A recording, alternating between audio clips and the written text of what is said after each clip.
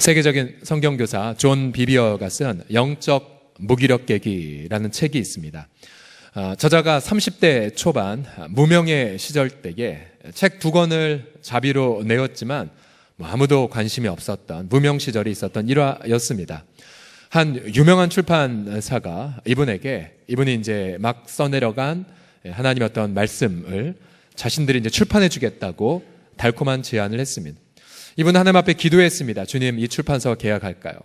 근데 이분이 기도하면서 들었던 마음은 아니다였어요. 너 이 메시지를 그 출판사와 계약하지 마라. 그러나 그는 그 주님이 주신 마음의 감동보다는 유명해지고 싶은 명예욕에 휩싸였다고 합니다. 그래서 자꾸만 합리화하고 그리고 여러 가지 고집을 피면서 마침내 그 출판사와 이제 계약을 맺기로 결정을 했습니다. 옆에서는 아내가 이제 선한 바가지죠. 절대 하지 말라고. 주님 말씀하셨는데 왜 그러냐고. 하지 말라고. 그러나 아내의 말도 무시하고 또 계약의 당일이 다가올수록 여러 가지 좋지 않은 조짐들이 삶에서 많이 일어났습니다. 당일날에는 자녀 중에 하나가 계속 구토를 막 토하기도 했었다고 합니다. 그러나 결국은 그는 고집을 피고 불순종하고 계약을 맺었는데요. 저자의 말을 직접 들어보세요. 그때부터 석 달간 내 삶이 지독한 혼란에 빠졌다. 평화롭던 내 삶에 시련의 광풍이 불었다. 석 달 내내 온갖 바이러스와 감기, 여러 질병이 내 몸을 공격했다. 출판사와도 손발이 맞질 않았다. 사사건건 이견이 발생했고 결국 우리 사역기관은 수천 달러를 날려버렸다. 죄와 상관 있는 시련을 저자가 얘기하고 있죠. 자, 여러분, 지난주에 우리는 죄와 상관없는 시련을 나누었죠. 그때마다 주님은 위로하신다는 걸 나누었습니다. 그러면 죄와 상관없는 시련이 있다면 죄와 상관 있는 시련이 있을까요? 없을까요? 있죠. 방금 존 비비어가 말하였던 질병, 평안함, 평안하지 않음, 형통하지 못함, 또 불화, 죄와 상관 있는 시련이 분명히 존재합니다. 성경은 성도가 죄를 범할 때 그 성도를 예수님처럼 변화시키기 위하여 징계를 가하심을 말합니다. 물론 이 징계는 영원한 심판에 이르는 형벌은 아니에요. 히브리서 12장 6절 말씀처럼 사랑하신 자를 징계하고 그가 받아들이신 아들, 딸들마다 채찍질 하시는 이른바 사랑의 채찍질입니다. 한번 따라해 보시겠습니까? 사랑의 채찍질. 시작. 오늘 고린도교회 성도들도 이런 사랑의 채찍질을 맞고 있었어요. 11장 30절을 보시게 되면 자, 이들이 겪는 채찍질이 무엇이었냐면 너희 중에 약한 자와 병든 자가 많고 잠자는 자도 적지 않다라고 말해요. 자, 3가지 죄와 상관 있는 시련. 첫 번째, 이 약함이란 뜻은 하나님의 탁월하심을 누리지 못하는 모든 것들을 뜻합니다.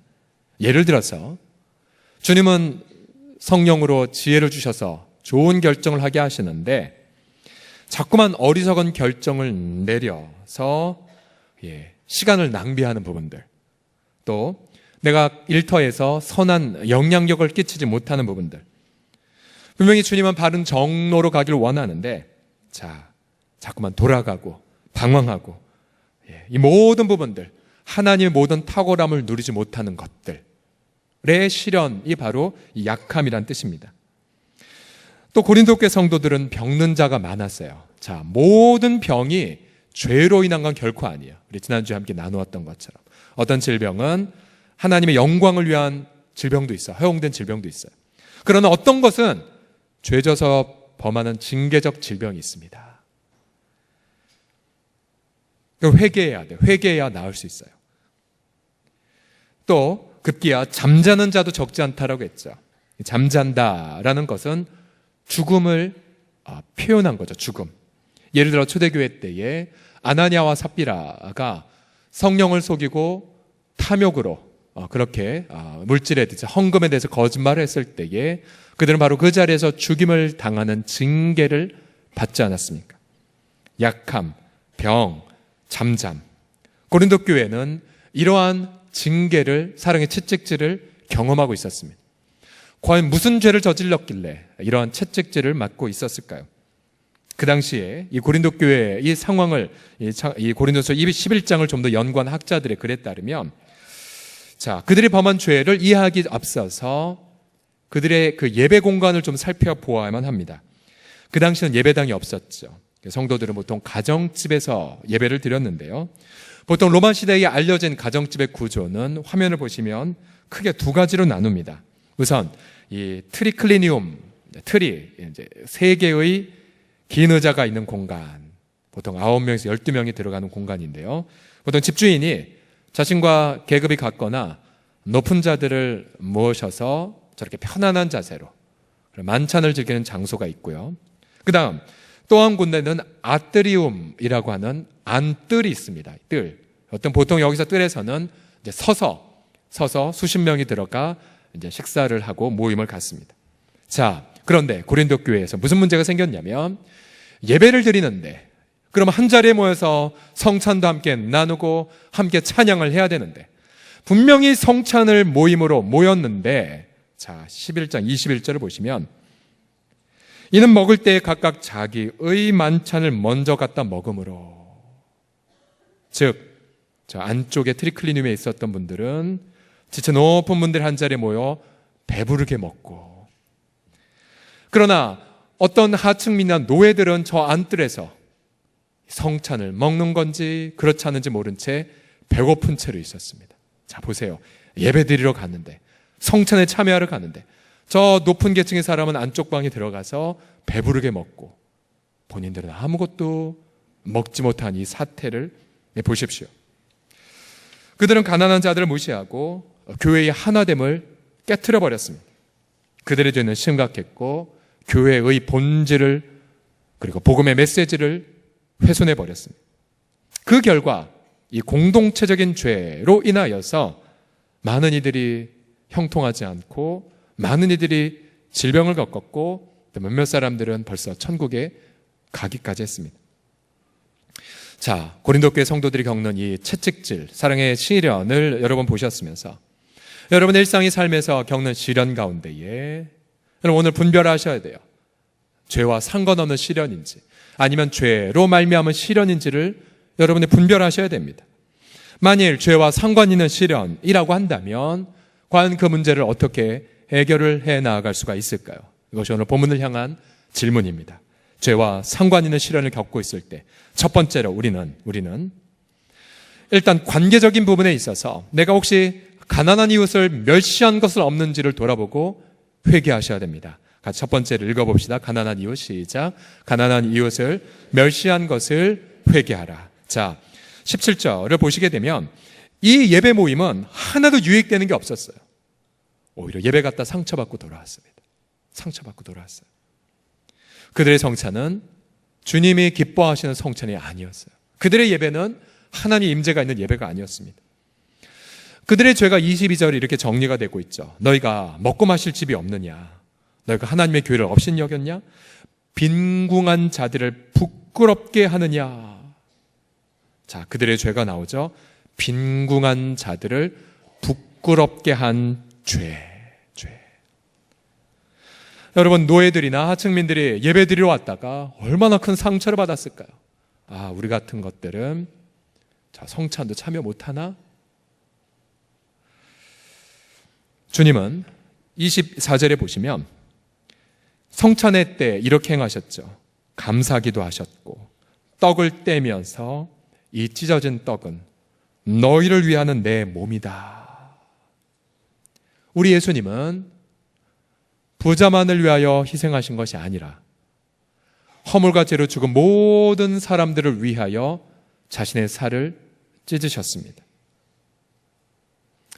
예를 들어 사람들은 나 환자들을 부정하다 해서 멀리했지만 주님은 오히려 나 환자를 터치하시며 치유하셨고요. 또한 사람들은 세리들을 민족의 반역자라고 해서 거부했지만 예수님 오히려 세리들의 이름을 부르시며 그들과 식사교제를 하셨죠. 예수님은 권력자나 부자라고 해서 욕하지 않으셨죠. 그들이 찾아오면 밤새도록 복음의 진리를 설파하기도 하셨습니다. 만약 우리가 가난한 자들을 멸시하면 예수님은 그것을 자신을 향한 멸시로 간주하십니다. 우리가 누군가를 정죄하거나 업신여길 때 예수님은 그것을 자신을 무시하신 것으로 간주하십니다. 왜요? 주님은 우리 모두를 위하여 당신의 몸을 찢으셨는데 우리가 감히 누구인데 주님의 몸된 성도를 무시한단 말입니까? 특별히 우리가 교회에 오래 다닐수록 내가 의도하진 않았지만 나도 모르게 기득권을 가질 때가 있어요. 뭐 이런 거죠. 내가 기득권을 갖겠다 해서 가는 것이 아니라, 예를 들면 세교가 왔는데 그에게 말을 걸어주지 않은 거예요. 그리고 우리끼리 식사하고 우리끼리 교제합니다. 예. 그런 것은 세교도 입장에서 보면 기득권이에요. 아, 이 공동체는 끼리끼리구나. 내가 들어갈 데가 없네.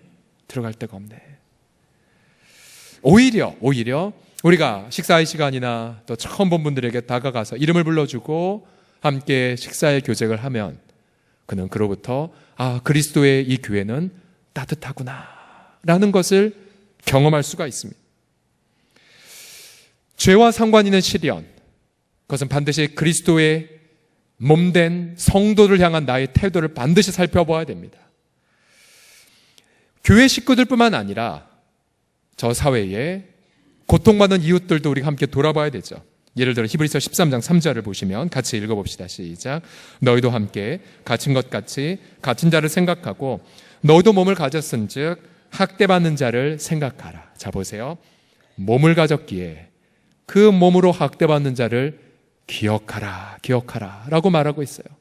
지금 여러분 깨어있는 크리스찬이라면 시리아 땅에 그 신경가스 폭탄이 떨어뜨리는 그 장면을 보면서 여러분 눈물로 기도하셔야 되고요. 또 얼마 전에 증평에 있는 한 모녀가 41살의 어머니, 또 3살짜리 딸이 숨진 채 발견됐죠. 우체통에는 독촉 고지서가 쌓아가졌지만 아무도 그 방에 노크하지 않았습니다. 전 상상해봐요. 그 라인에 예수 믿는 성도가 단 한 명도 없었을까? 같은 몸을 가졌고 주님은 당신의 몸을 찢어 우리로 한 공동체를 만들어 주셨는데 이 땅에 소외된 고통, 사각지대에 있는 사람들 우리는 돌보지 못한단 말인가? 그래서 우리가 하나님 앞에 어떤 삶에 있어서 계속 형통하지 못한다. 왜 내가 형통하지 못할까? 내가 그렇게 기도하고 내가 그렇게 열심히 살고 있는데, 근데 나의 형통하지 못한 그 배후에는 소외되고 고통하는 이웃들의 눈물이 있는데 내가 그들을 제대로 돌보지 못한 나의 범죄, 생략의 범죄 때문일 수 있지 않습니까? 특별히 우리 예수님의 그 사랑을 받은 우리들은 내일이 4월 16일 세월호 참사 4주기가 있는 날이죠. 305명 희생자 유족 중에서 무려 40가족은 외동자녀를 잃은 분들이세요. 기억해 보세요. 상상해 보세요. 유일한 혈육이 있는데 그 자녀를 잃어버린 부모의 그 고통.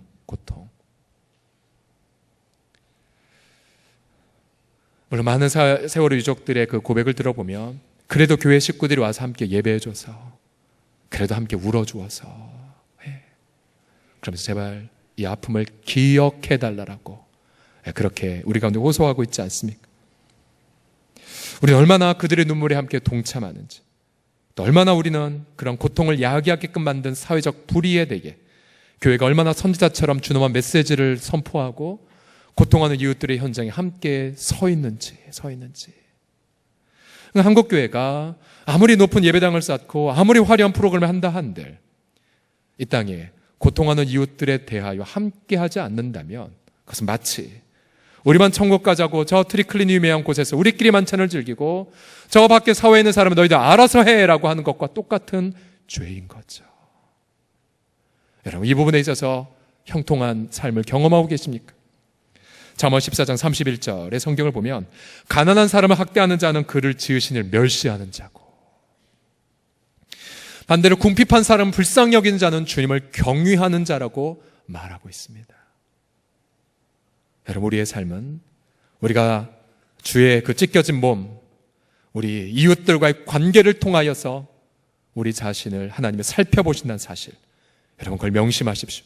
나는 과연 나의 소외된 이웃들을 돌보고 있는가? 고통하는 이웃들을 지금 책임지고 있는가? 그런 것을 돌보는 이 4월 한 달을 보내시기를 예수 그리스도의 이름으로 간절히 권면합니다. 두 번째로 죄와 상관인 시련을 겪고 있을 때 우리는 또 무엇을 살펴봐야 되냐면, 첫 번째는 내가 그럼 이웃을 멸시한 게 있는가라면, 두 번째는 그럼 나는 그리스도의 몸된 교회를 무시하고 있지는 않은가를 여러분 살펴보셔야 됩니다. 22절을 다시 한번 같이 읽어보죠. 22절 시작.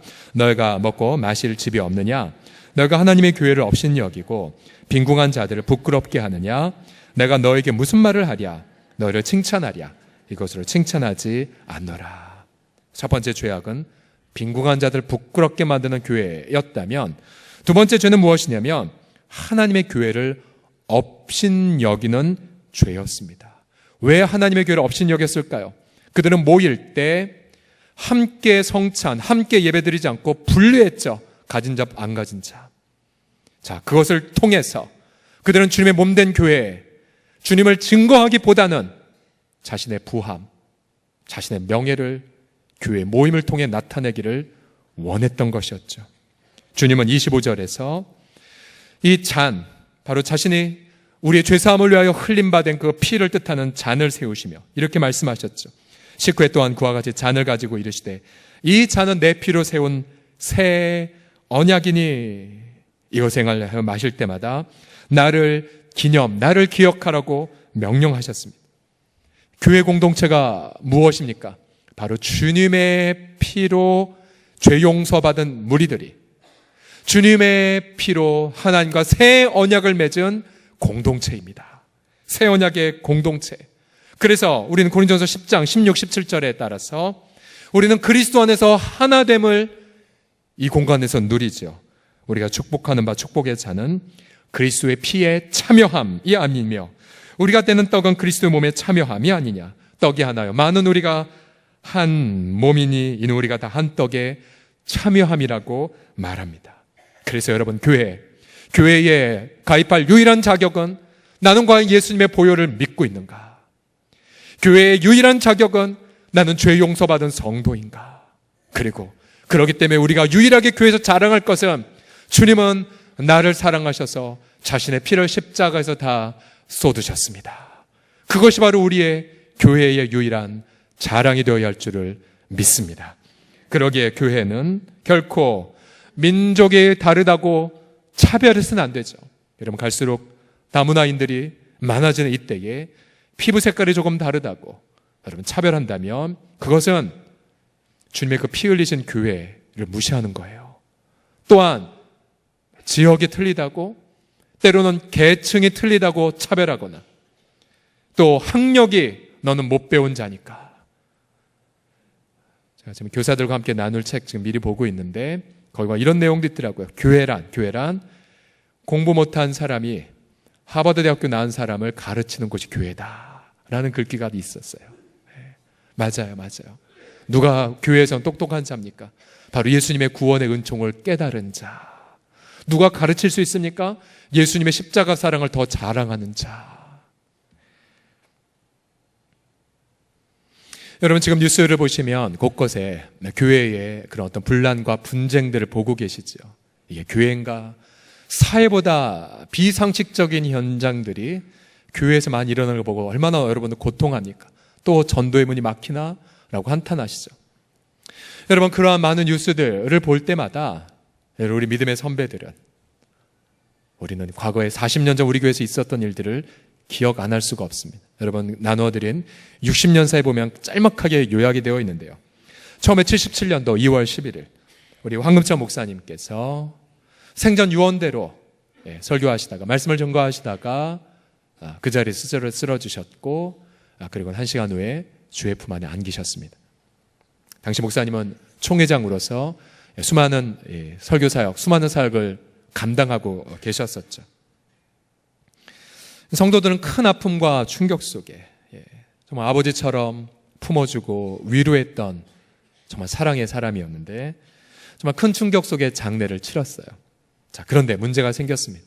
우리 30년사와 60년사 우리 두 분의 그 기록에 따르면 사탄은 이 위기를 가만히 내버려두지 않았어요. 일부 세력이 여러분 60년세 보면 실제 이름이 있기 때문에 여러분 그걸 참고하십시오. 일부 세력이 교회 이 담임 목사 자리를 차지하기 위하여 기만과 허위로 분쟁을 일으켰기 때문입니다. 그때부터 우리 교회는 약 1년 동안 큰 어려움을 겪었어요. 요즘 뉴스에서 일어난 일들이 우리 교회에서도 그대로 일어났었어요. 예. 그래서 그때 아픔을 겪으셨던 어르신들은 그때 일을 이제 인터뷰에서 여쭤보면 꼭 이런 느낌으로 말씀하세요. 마치 엊그제 있었던 일처럼 그대로 회상하세요. 목사님, 제가 성가대석에 있었는데 글쎄 그런 일들이. 그래서 큰 충격을 받았고 그것 때문에 믿음을 떠난 분들, 또 한동안 그래서 홍성교회는 싸우는 교회란 이미지가 있었던 거 아십니까? 전도문이 막혔던. 한 5년 전인가요? 제가 이제 저희 교회 부임했다고 하니까 어느 한 선교사님이 저한테 이런 말 했어요. 홍성교회요? 그 싸우는 교회 가셨단 말입니까? 선교사님, 어느 시절 얘기를 하신 겁니까? 그 옛날에 말이에요. 옛날에. 그러니까 40년 전 이야기를 엊그제처럼 기억하신 분이 아직도 있었어요.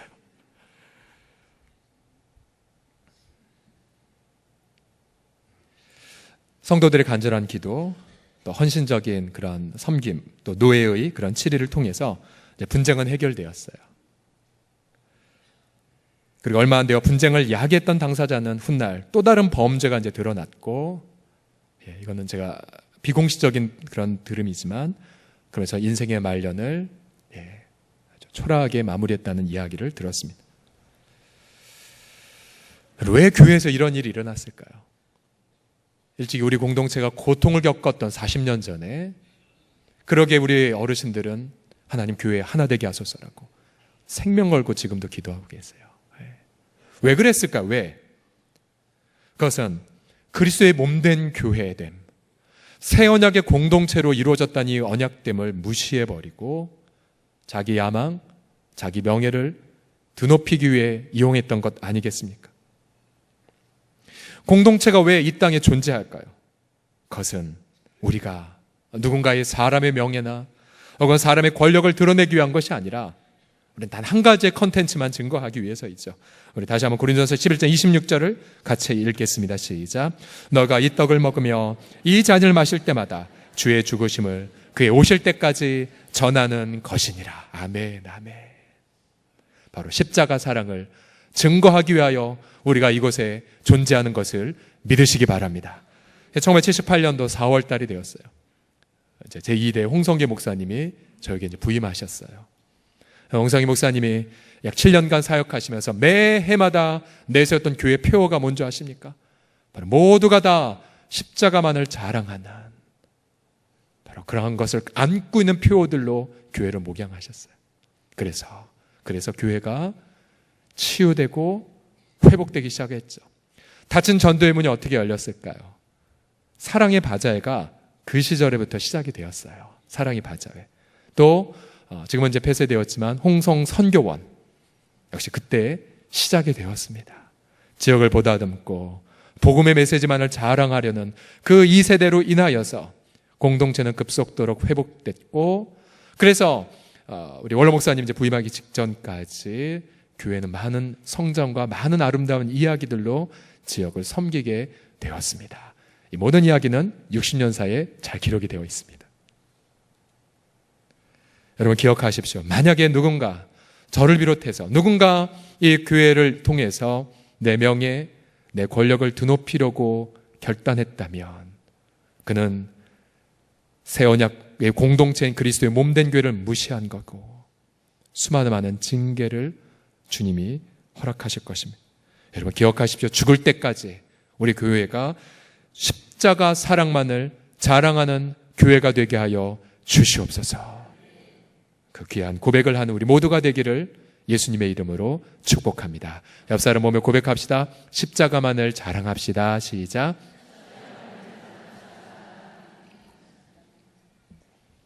죄와 상관 있는 시련을 겪고 있을 때 마지막으로 우리는 경건의 훈련에 힘쓰셔야 됩니다. 경건의 훈련.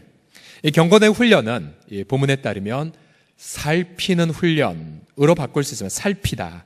28절을 보세요. 사람이 자기를 살피고 라고 나오죠. 살피고. 이 살피다는 게 뭐냐면 진짜인지를 점검하라입니다. 진짜인지. 내가 진짜 성도인지를 점검하는 거.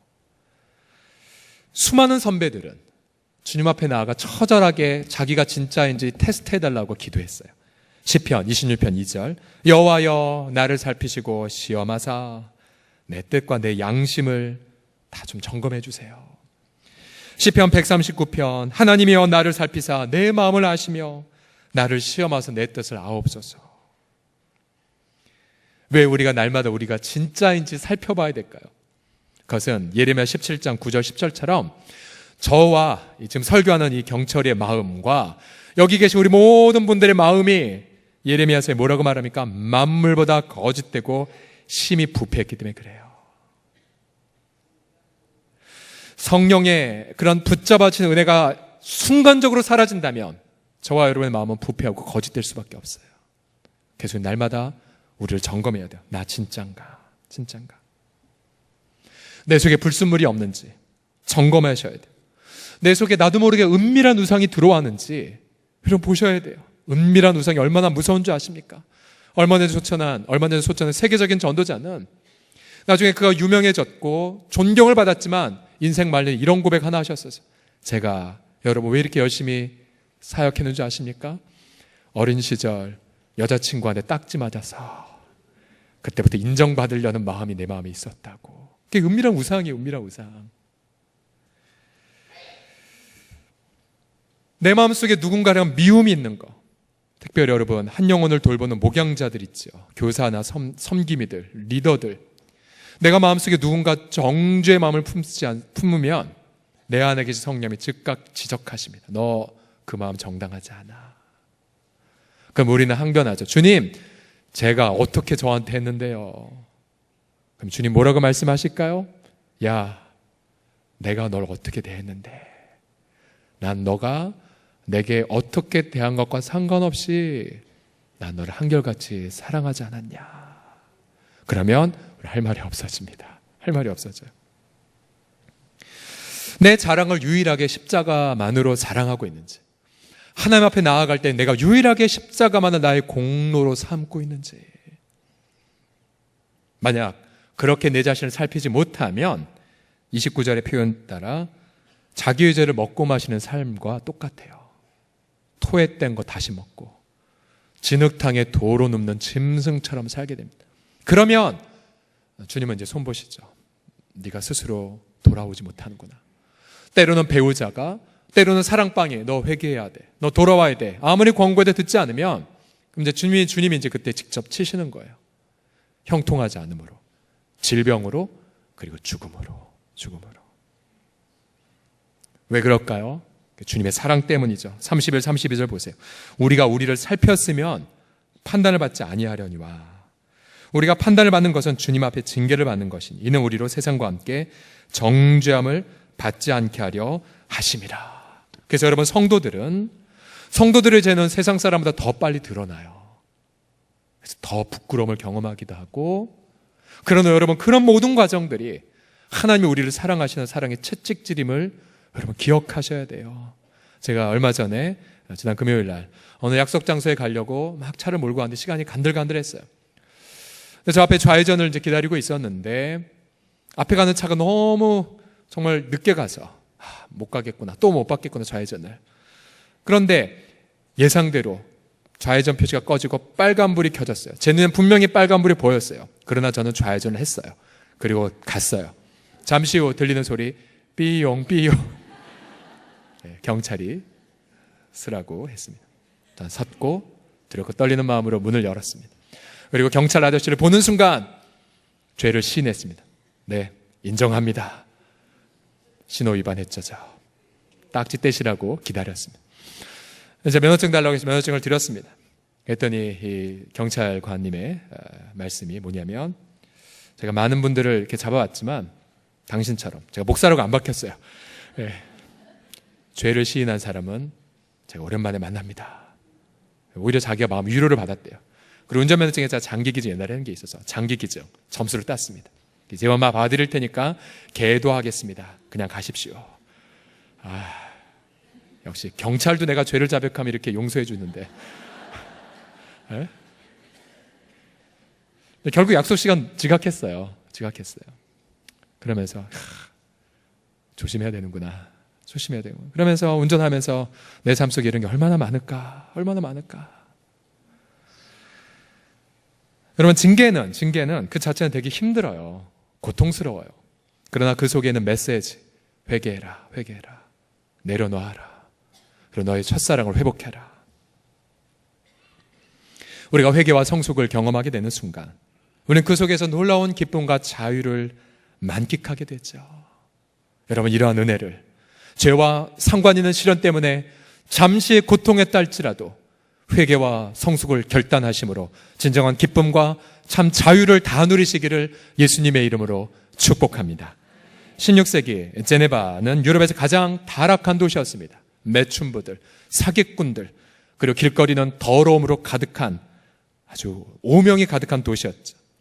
그때에 존 칼빈, 교회개혁의 아버지와 같은 이 존 칼빈이 제네바 교회의 청빙을 받으면서 그가 첫 번째로 내는 조건이 무엇이었냐면 이 컨시스터리라는 기관을 만들 것을 조건으로 삼았습니다. 이 컨시스터리가 뭐냐면 이제 교회 회의라는 그런 뜻인데요. 성도들을 일종의 이제 훈육하는, 디서플린하는 그런 기관이었습니다. 장로 12명, 목사 12명으로 이루어진 기관이었습니다. 그러니까 우리로 말하면 당회와 비슷한데 당회보다는 좀 더 성도들의 삶을 책임 있게 그렇게 돌보는 그런 기관이었죠. 총신대학교 안인섭 교수님의 그 자료에 따르면 예를 들어 이 기관, 컨시스터리라는 이 기관은 1557년 한 해 동안 전체 성도들의 566건의 범죄를 다뤘습니다. 성도들의 566건의 성도들의 범죄를 다루었는데 그 중에 많은 비율이 가정에 대한 비율이 되게 많았었습니다. 성적 범죄에 대한 비율이 많았습니다.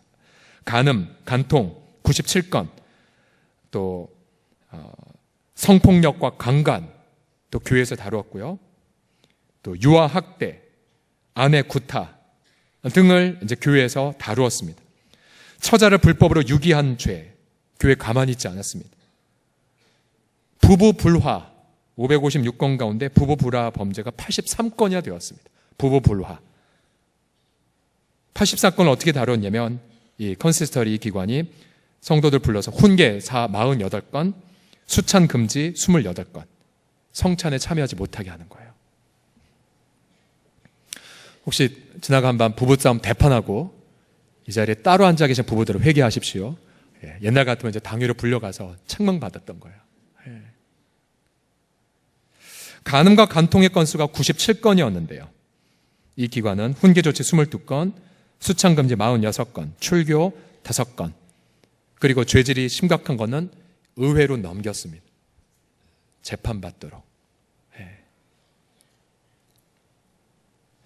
이 제네바 교회가 이처럼 권징이라고 하죠. 권징, 디서플린을 신실하게 시행하자 이 가장 타락한 성도들, 가장 타락한 이 도시의 삶이 바뀌기 시작했습니다. 영국 스코틀랜드의 존 낙스가 제네바를 방문하고 나서 이 제네바 교회가 이 제네바 도시를 변혁시키는 것, 그 이면에 바로 성도들의 신실한 권징이 있다는 걸 봤죠. 근데 스코틀랜드에 돌아갔고 한국의 이 장로교회의 시스템은 존 낙스의 스코틀랜드 장로교회를 본딴 것이거든요. 저는 지난 한 달 동안 이 부분 놓고 정말 해산의 기도를 드렸어요. 해산의 기도. 고통 중에 하나님 앞에 부르짖었어요. 잠언 말씀 중에서 이 말씀이 계속 막 심장에 꽂히는 것 같았습니다. 예를 들어 잠언 9장 3절에 지혜 있는 자를 책망해라. 그가 너를 사랑하리라. 잠언 27장에 면책은 숨은 사랑보다 나으니라. 디서플린, 훈육, 징계, 제가 정말 우리 성도들을 진실로 사랑한다면 좋은 말만 해서는 절대 안 되죠. 그렇죠? 아버지가 자녀를 훈육하듯 죄에 대해서 분명히 말해 주어야 합니다. 당회의 기능이 무엇입니까? 당회란 교회 공동체를 분명히 책임지면서 이처럼, 이 컨시스터리 기관처럼 범죄한 성도들을 성경의 원칙에 따라 온유한 심령으로 바로잡고 회개하도록 사랑으로 권면하고 그리고 교회가 징계를 내리고요. 왜요? 사람이 징계하지 않으면 주님이 직접 개입하시죠. 네, 여러분, 주님이 직접 개입하시면 무섭습니다. 무서워요. 그러게 우리 사랑하는 서롱송의 식구들이요. 저는 제 내면을 보면서 왜 그러면 우리가 징계를 제대로 하지 못할까? 왜 죄라고 제대로 얘기하지 못할까? 제 내면을 살펴보니까 이런 마음이 하나 있더라고요. 말해도 들을까? 말해 들을까? 그런데 잠언 말씀 묵상해 보면서 교정되었어요. 제 중심 속에 전제가 하나 있는 거죠. 말해도 안 들어. 그 말은 뭐냐면 그는 어리석은 자야. 어쩔 수 없어. 내버려둬야 돼. 그건 저의 잘못된 전제였죠. 잠언을 통해서 교정된 게 뭐냐면 그가 예수 그리스도를 구주와 주를 믿는다면 그는 지혜로운 자이고 지혜로운 자이면 듣는다는 거. 아, 그렇구나. 또 왜 권증이 제대로 되지 않는지 또 살펴봤어요. 그것은 우리 원가정과 연관이 되는데, 원가정, 우리 아버지 세대들 워낙 일제시대 6.25 등 워낙 고통을 많이 겪었기 때문에 일종의 아버지를 잘 경험하지 못한 세대셨죠. 그죠? 앞 세대가. 그렇기 때문에 아버지로부터 받는 훈육, 삶의 가치가 이거야. 이거대로 해. 그러면 좋고 듣지 않으면 너에게 불이익이 있을 거야. 끊임없이 신실하게 아버지로부터 훈육을 못 받은 세대가 우리 세대예요. 그러다 보니 그것이 우리 자녀들에게도 그대로 나타나죠. 과도하게 친밀하게 친구처럼 대하든 아니면 방관하든 아니면 학대만 하든 우리는 정당하게 아버지로서 사는 삶을 제대로 배워보지 못했습니다. 그러다 보니 교회 공동체도 무한하게 성도들만 많은 걸 추구했다든지 우리는 올바르게 성도들을 제대로 훈육하고 그렇게 연단시키지 못했죠. 그러다 보니 이 땅에 이렇게 많은 예배당이 많지만 성도들은 영향력 없는 생을 살고 있어요. 전 너무 두려워요. 서롱성교회 주일날 예배드렸다는 분이 일터에 나아가서 죄를 범하고 불이익을 끼쳤다면 여러분, 그건 그 성도의 책임이 아니라 저와 우리 당회원들의 책임이죠. 또 우리가 신실하게 훈련과 훈육을 시키지 못했다면 우리 주님이 직접 개입하셔서 형통하지 못함, 질병, 심지어 죽음의 징계를 내리신다면 여러분, 그 책임도 결국은 우리들 책임인 거죠. 그래서 여러분, 기도해 주세요. 이 부족한 당회장과 우리 당회원들이 정말 아버지처럼 권계하고 훈계하고 훈육하는, 물론 그렇다고 해서 우리가 옛날 몇십년대처럼 교회에서 숨도 못 쉬는 어떤 엄숙한 부분으로 간다는 건 생각하지 않습니다. 주님이 주신 지혜와 사랑을 좇아서 신실한 훈육을 하는 교회. 여러분, 60년을 맞아서 60주년을 맞아서 이 60년 지나고 예배드리고 나서 어떻게 우리가 그 다음 주님 오심을 기다리겠습니까? 뭔가 높다른 건물을 세워서요? 아니 뭔가 엄청난 프로젝트를 세워서요? 여러분, 그거는 세상 사람들이 더 잘해요. 그러나 우리만이 할 수 있는 것이 있어요. 그것은 바로 순결한 공동체를 이루어가는 것. 지혜로 그리고 거룩으로 우리가 스스로 서로를 연단함을 통하여서 정말 제대로 예수 믿는 사람을 세워가는 부분들, 우리 성도들이 정말 제대로 예수 그리스도를 진짜로 믿는다면 그는 세상을 향한 영향력을 갖게 될 것이고, 그 세상을 향한 영향력 속에서 우리는 제네바 교회 때문에 제네바가 아름다운 도시가 된 것처럼 한국 교회 때문에 한국 사회가 아름다운 사회가 될 것을 저는 확신합니다.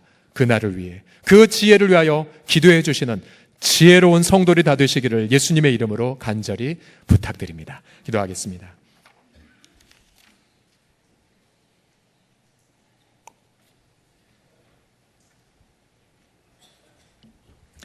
같이 기도할까요? 하나님, 저 너무 가짜인 것 같아요. 우상도 많이 섬기고 십자가만을 자랑하지 않고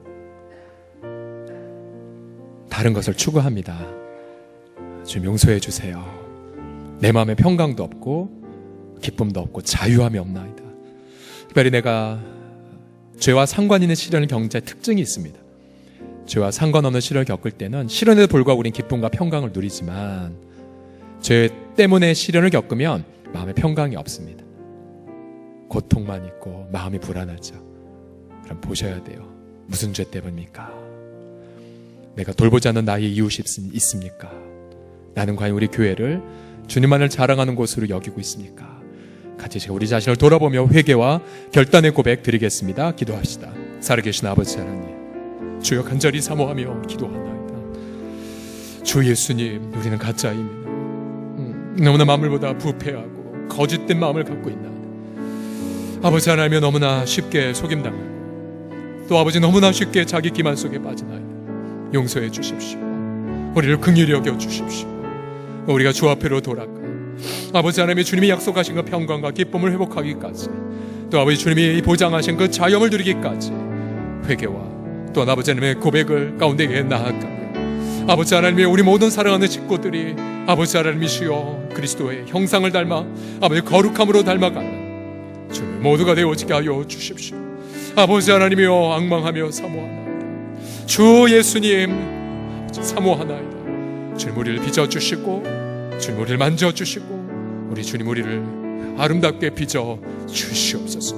오 주 예수님, 주님 성령 하나님의 은혜로 우리 새롭게 하시고 주님 비추어 주시옵소서.